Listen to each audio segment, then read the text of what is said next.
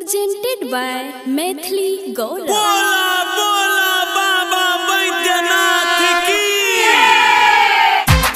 देवर जी, यो देवर जी। हां बोला की कहै छो कहला सावन के महीना आ गेले, सब लोग म्यूजिक बाय डीजे विकास। अरे अभी घर में अपने कतना काम धंधा छै गांव एक मंदिर में जल ढाल ले नहीं हमर बात सुनो। गेरुआ रंग के साड़ी लगता किन के एगो कावर। अच्छा। गेरुआ रंग के साड़ी लगता किन के एगो कावर। शिव जी के भक्त छो देखाय ना अपन पावर। अच्छा ठीक है ठीक है ठीक है अच्छा ठीक है ठीक है अच्छा ठीक है ठीक है ठीक है अच्छा ठीक है इतने डाना तब की और सुना बोला सासू जी ले शंख बोला किनवे करके यार। सासू जी ले शंख बोला किनवे करके यार। आरो? गांव भर में बांटबे देव घर के प्रसाद। अच्छा ठीक है ठीक है ठीक है अच्छा ठीक है ठीक है अच्छा ठीक है ठीक है अच्छा ठीक है भोला बाबा के बारे में पता है तोरा? हां है के नहीं जाने छै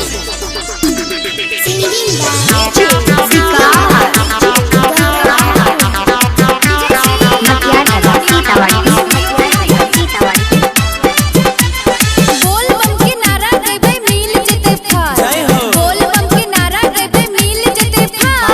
अगला साल देव घर हम जाइबे पैदल। अच्छा ठीक है अच्छा ठीक है काम धंधा खत्म करे दे तब बतबै छियै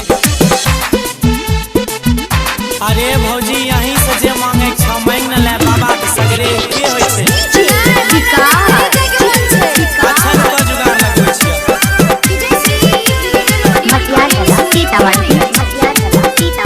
भैया संगे साथ बने छिया सुना। हां कह अमर आयुष गौरव केला गाड़ी के जोगार। फोन करे छी अमर आयुष गौरव केला गाड़ी के जोगार। जरूर। कहै छ ममता जे होय जान तैयार।